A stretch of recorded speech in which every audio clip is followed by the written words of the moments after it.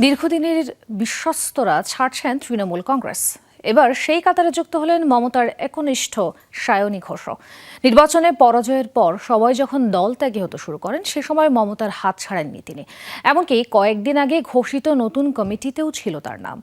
প্রকাশ্যে এখন মুখে কুলু পেটে থাকলেও বিদ্রোহী 20 এমপির মধ্যে রয়েছে সায়নীর নাম। ভারতীয় বিভিন্ন গণমাধ্যমে উঠে এসেছে এমনই তথ্য।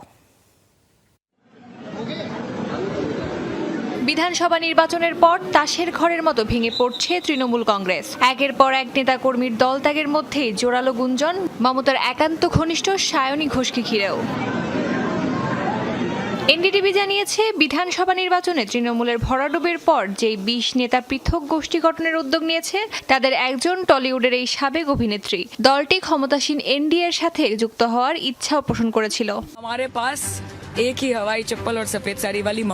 সায়নীর দলত্যাগের রটনা তৃণমূলের জন্য তাৎপর্যপূর্ণ, কারণ মমতার তুরুপের তাস হিসেবেই তিনি লোকসভায় কুড়ান খ্যাতি। এমনকি বাংলার মুখ্যমন্ত্রীকে ভারতের প্রধানমন্ত্রীর আসনেও দেখতে চেয়েছিলেন তিনি। সম্প্রতি দলীয় কমিটিতে তাকে যুব কংগ্রেসের সভানেত্রীর দায়িত্ব দেওয়া হয়। রাজনৈতিক বিশ্লেষকদের মতে সায়নী বরাবরই বিজেপি ও এনডিএর কট্টর সমালোচক। নারী সংরক্ষণ বিল সহ বিভিন্ন ইস্যুতে তিনি কেন্দ্রীয় সরকারের নীতির ঘোর বিরোধী। নির্বাচন কমিশনের ভূমিকা নিয়েও একাধিকবার তুলেছেন প্রশ্ন। ভোটের প্রচারণায় আগুন ঝরা বক্তৃতার কারণে সামাজিক যোগাযোগ মাধ্যমেও ছিলেন ব্যাপক ভাইরাল। অবশ্য বিতর্ক সবসময় ছিল তার সারথি। 19 জন দলত্যাগী হয় আক্ষরিক অর্থে কোণঠাসা তৃণমূল। মহিলা তৃণমূলের সভানেত্রী মালা রায়ও দিচ্ছেন এনডিএ-কে সমর্থন। দল ছেড়েছেন জ্যেষ্ঠ নেতা কল্যাণ ব্যানার্জিও।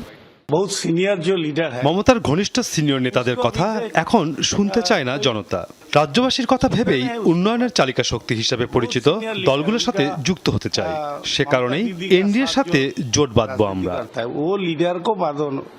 বিশ্লেষকদের অভিমত, তৃণমূলে চলমান বিদ্রোহ, একাধিক সংসদ সদস্যের পদত্যাগ আর দলীয় বিভক্তির ঘটনায় নতুন সমীকরণ তৈরি হচ্ছে পশ্চিমবঙ্গের রাজনীতিতে।